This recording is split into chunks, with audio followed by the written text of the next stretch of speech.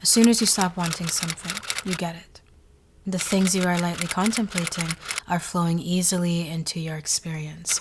And the most exquisite paradox is that as soon as you give it all up, you can have it all. I've always thought that there was something interesting happening here, hence why I started experimenting with depedestalization. And though it does work, it's still very much so easier said than done. I would be completely lying if I said to you I've totally hacked the system, if there ever was one. Regardless of that, I still believe that what I'm about to share in this video today is still worth a solid mention. Why is it that the things we don't really want that much happen, whereas the things that would be life-changing for us seem to never come true?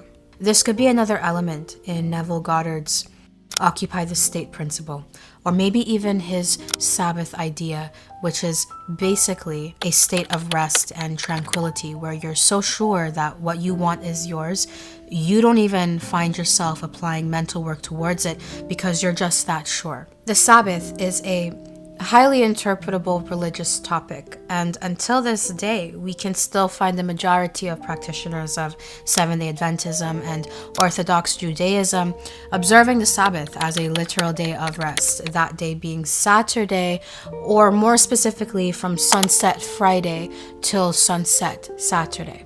And it is mandatory to devote the entirety of this day to rest and to the worship of your God, completely dismissing all other tasks that do not directly serve Him.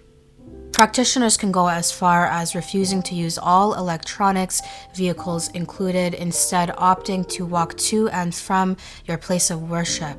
One is also required to incorporate this day when discussing their schedules with their employers or prospective employers. I cannot tell you how difficult this was for me to observe when I was a teenager working retail. The Sabbath is a day meant to devote your heart, mind, and soul to the teachings of your Messiah, and all earthly pleasures must be suspended. But along came a West Indian man named Neville Goddard, who, with the assistance of his Jewish mystic named Abdullah, decided to reinterpret the biblical definition of the Sabbath. And now, if you are potentially sensitive to themes of blasphemy or heresy, I'm going to politely ask you to leave because I am going to read an excerpt from Neville Goddard's Freedom for All, which very boldly dismantles very common stories found in the Holy Bible and revisions them in a very striking manner. 6 days shall work be done, but on the 7th day there shall be to you a holy day, a Sabbath of rest to the Lord. These 6 days are not 24-hour periods of time. They symbolize the psychological moment. A definite subjective state is fixed. These 6 days of work are subjective experiences and consequently cannot be measured by sidereal time, for the real work of fixing a definite psychological state is done in consciousness. The time spent in consciously defining yourself as that which you desire to be is the measure of these 6 days. A change of consciousness is the work done in these 6 creative days, a psychological adjustment which is measured not by sidereal time, but by actual subjective accomplishment. Just as life in retrospect is measured not by years, but by the content of those years, so too is this psychological interval measured not by the time spent in making the adjustment, but by the accomplishment of that interval. The true meaning of 6 days of work, creation, is revealed in the mystery of the vow, which is the 6th letter in the Hebrew alphabet and the 3rd letter in the divine name, 𝑩𝒖𝒊𝒏𝒆𝒔. As previously explained in the mystery of the name of Jehovah, vow means to nail or join. The Creator is joined to His creation through feeling, and the time that it takes you to fix a definite feeling is the true measure of these 6 days of creation. Mentally separating yourself from the objective world and attaching yourself through the secret of feeling to the subjective state is the function of the sixth letter of the Hebrew alphabet, Vav, or the 6 days of work.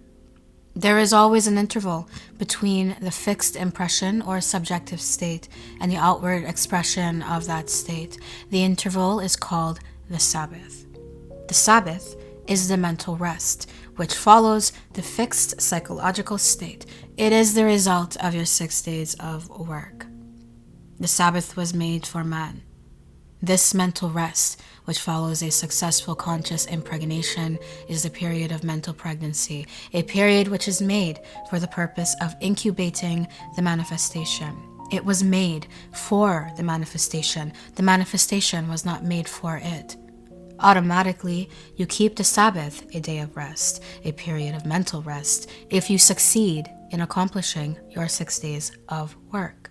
There can be no Sabbath, no seventh day, no period of mental rest until the 6 days are over, until the psychological adjustment is accomplished and the mental impression is fully made. Man is warned that if he fails to keep the Sabbath, if he fails to enter into the rest of God, he will also fail to receive the promise. He will fail to realize his desires. The reason for this is simple and obvious. There can be no mental rest until a conscious impression is made. If a man fails to fully impress upon himself the fact that he now has that which heretofore he desired to possess, he will continue to desire it, and therefore he will not be mentally at rest or satisfied. If, on the other hand, he succeeds in making this conscious adjustment so that upon emerging from the period of silence or his subjective 6 days of work, he knows by his feeling that he has the thing desired, then he automatically enters the Sabbath or the period of mental rest. Pregnancy follows impregnation. Man does not continue desiring that which he has already acquired. The Sabbath can be kept as a day of rest only after man succeeds in becoming conscious of being that which before entering the silence he desired to be. The Sabbath is the result of the 6 days of work. The man who knows the true meaning of these 6 workdays realizes that the observance of one day of the week as a day of physical quietness is not keeping the Sabbath. The peace and the quiet of the Sabbath can be experienced only when man has succeeded in becoming conscious of being that which he desires to be. If he fails to make this conscious impression, he has missed the mark. He has sinned, for to sin is to miss the mark, to fail to achieve one's objective, a state in which there is no peace of mind. If I had not come and spoken unto them, they had not had sin. If man had not been presented with an ideal state toward which to aim, a state to be desired and acquired, he would have been satisfied with his lot in life and would never have known sin. Just a little note here. Sin in this context is being used as a synonym for lack.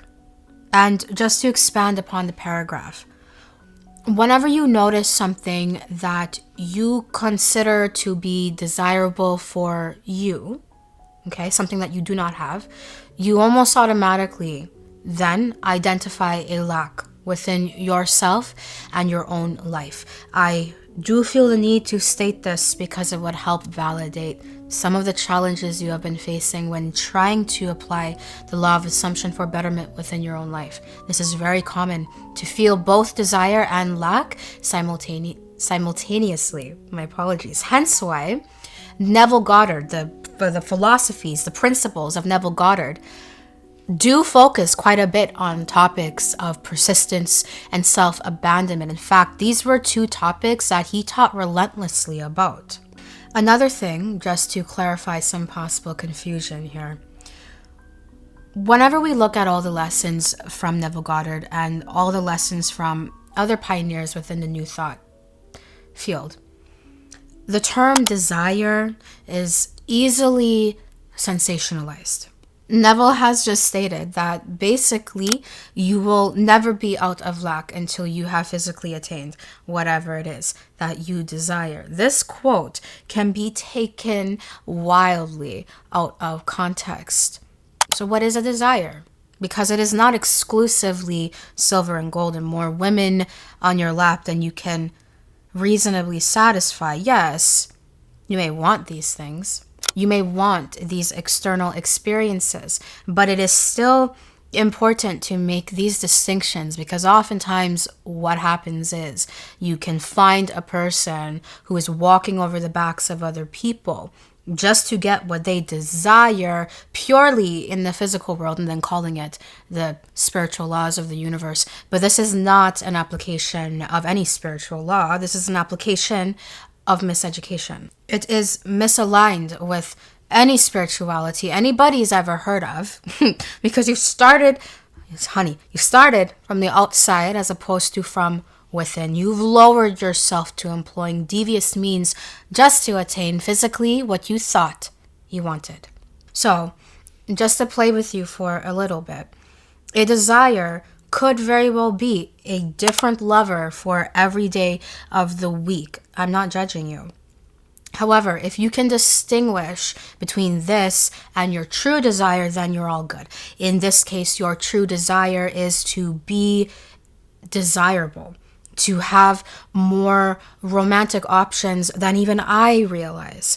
I desire to be satisfied regularly in my intimate life and to feel the feelings of the version of me that is living in this satisfying, very satisfied way. I want more women versus I want to be the type of woman or man who attracts more pleasant women.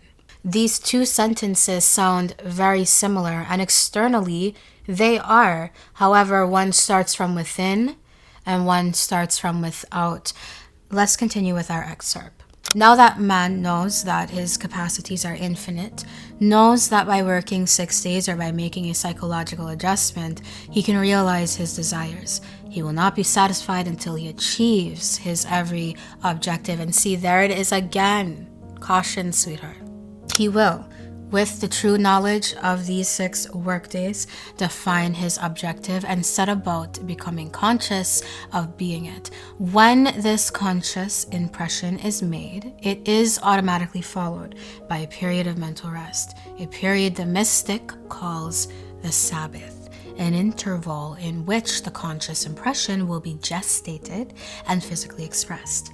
The word will be made flesh, but that is not the end. The Sabbath, or rest, which will be broken by the embodiment of the idea, will sooner or later give way to another 6 days of work as man defines another objective and begins anew the act of defining himself as that which he desires to be. Man has been stirred out of his sleep through the medium of desire and can find no rest until he realizes his desire. But before he can enter into the rest of God or keep the Sabbath, before he can walk unafraid and at peace, he must become a good spiritual marksman and learn the secret of hitting the mark or working 6 days, the secret by which he lets go the objective state and adjusts himself to the subjective. This secret was revealed in the divine name Jehovah, and again in the story of Isaac blessing his son Jacob. If man will apply the formula as it is revealed on these Bible dramas, he will hit a spiritual bullseye every time, for he will know that the mental rest or Sabbath is entered only as he succeeds in making a psychological adjustment. The story of the crucifixion beautifully dramatizes these 6 days, psychological period, and the 7th day of rest. It is recorded that it was the custom of the Jews to have someone released from prison at the feast of the Passover, and that they were given the choice of having released unto them either Barabbas, the robber, or Jesus, the Savior. And they cried, "Release Barabbas." Whereupon Barabbas was released and Jesus was crucified. It is further recorded that Jesus the Savior was crucified on the 6th day, entombed or buried on the 7th, and resurrected on the 1st day. The Savior, in your case, is that which would save you from that which you are not conscious of being, while Barabbas the thief is your present conception of yourself, which robs you of that which you would like to be. In defining your Savior, you define that which would save you and not how you would be saved. Your Savior or desire has ways ye not know of. His ways are past finding out. Every problem reveals its own solution. If you were imprisoned, you would automatically desire to be free. Freedom, then, is the thing that would save you. It is your Savior. Having discovered your Savior, the next step in this great drama of the resurrection is to release Barabbas, the robber, your present concept of yourself, and to crucify your Savior or fix the consciousness of being or having that which would save you. And I'd really like you to pay attention to this part, please. Barabbas represents your present problem. Your Savior is that which would free you from this problem. You release Barabbas by taking your attention away from your problem, away from your sense of limitation, for it robs you of the freedom that you seek. And you crucify your Savior by fixing a definite psychological state, by feeling that you are free from the limitation of the past. You deny the evidence of the senses and begin to feel subjectively the joy of being free. You feel this state of freedom to be so real that you too cry out, "I am free, it is finished," which were the debatable final words of Jesus Christ. The fixing of this subjective state, the crucifixion, takes place on the 6th day before the sun sets. On this day, you must have completed the fixation by feeling it is so, it is finished. The subjective knowing is followed by the Sabbath or mental rest. You will be as one buried or entombed, for you will know that no matter how mountainous the barriers, how impassable the walls appear to be, your crucified and buried Savior, your present subjective fixation, will resurrect himself by keeping the Sabbath, a period of mental rest, by assuming the attitude of mind that would be yours. If you were already visibly expressing this freedom, you will receive the promise of the Lord, for the Word will be made flesh. The subjective fixation will embody itself. And God did rest the 7th day from all his works. Your consciousness is God, resting in the knowledge that it is well, it is finished, and your objective senses shall confirm that it is so, for the day shall reveal it.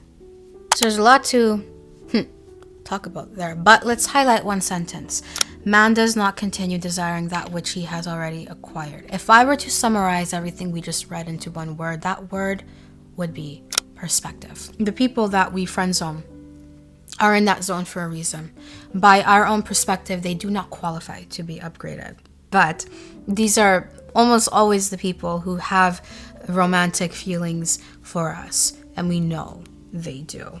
However, we've already acquired them by our own perspective, whereas the people who have been upgraded by our own perspective represents some sort of ideal for us. These are the people we consciously manifest because by our own perspective, they're totally worth that effort, and with them, we can feel the effort. Perhaps certain obstacles may seem to arise the closer we get to them. Third parties, misunderstandings, omissions of truth, etc. We can often find this pattern repeating itself throughout many different areas of life. For me, it was often in the area of career. I would always land my second choice and then my first choice once I had already become satisfied and contented with my second choice, thereby downgrading the first choice by my own perspective. While it is perfectly normal to want things, unchecked want can often devolve into need or lack. When we're discussing energetic laws, neediness is desperation. It's clinginess. That's the type of energy it is. This is why your plan A is so hard to come by. Meanwhile, plan B is good. It's already kicking because it's just your plan B after all. Plan B tends to take on a life of its own. It flourishes without little to no supervision from you. It is a great feat for one to simply stop wanting things. Someone like the image of Ram Dass, or rather who he presented himself to be. But may I remind you, he only found his enlightenment only after he had already acquired physically everything a man could ever want.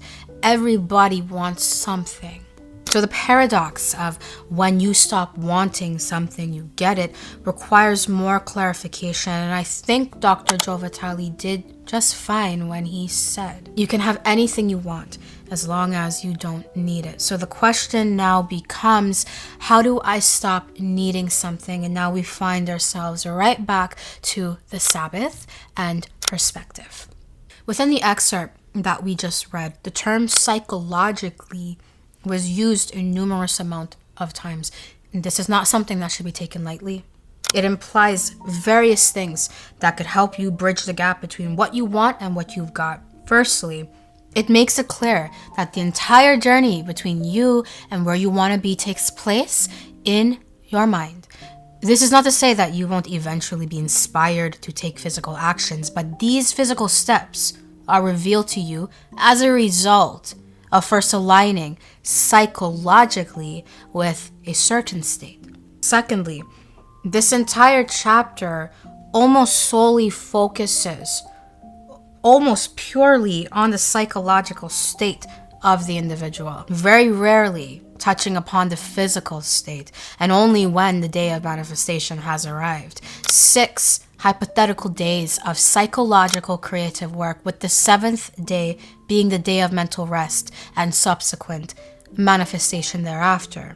The problem with many of us is we judge manifestation with our physical senses. We are using a spiritual law and then judging its effectiveness based upon what we can hold in our hands physically. We are using a spiritual law and then judging its effectiveness by what we can hold in our hands physically. If we don't see it in our hands, then we don't have it anywhere. That's the mindset still.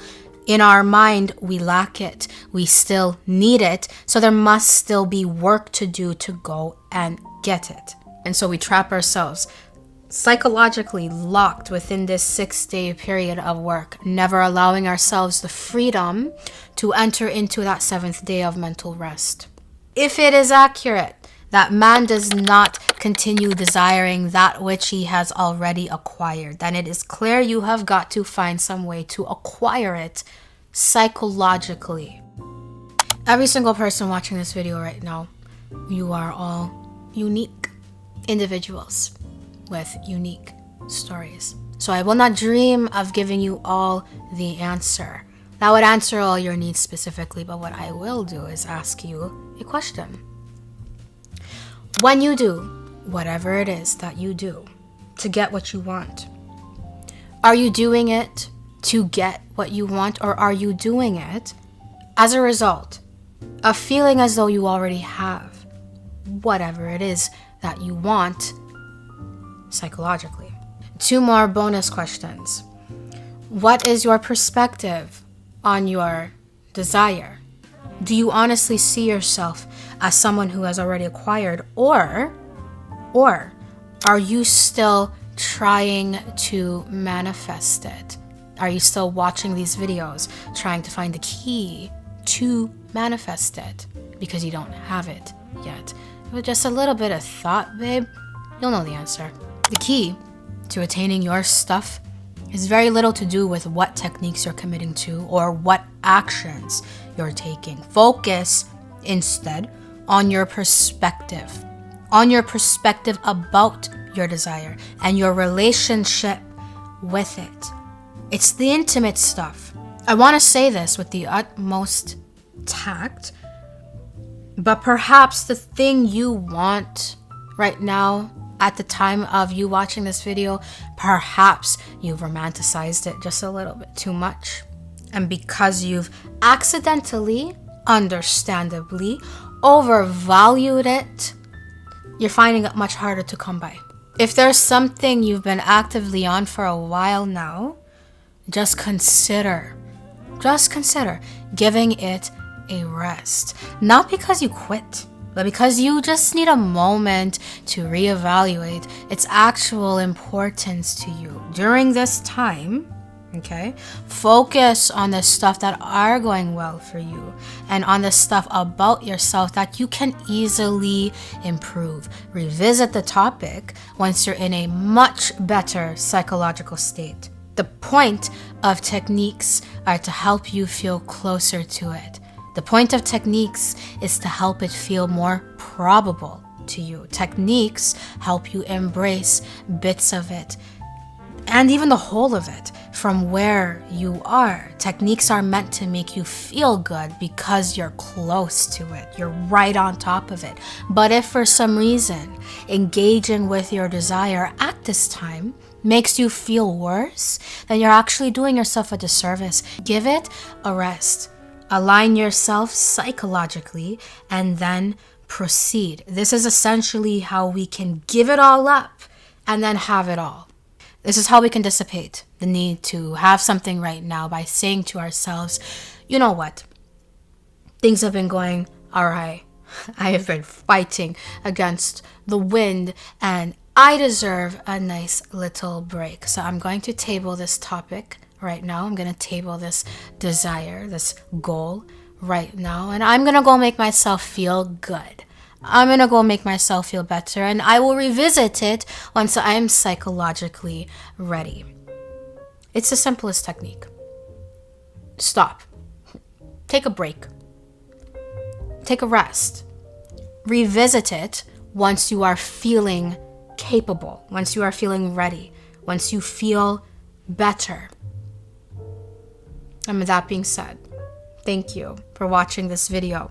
I truly do hope you enjoyed it. If you did, I trust you'll give this video a thumbs up and subscribe to this channel for more content just like this one. So, how did you like today's video and what video would you like to see next? You let me know in the comment section down below. I cannot wait to see you in the next video. Toodles.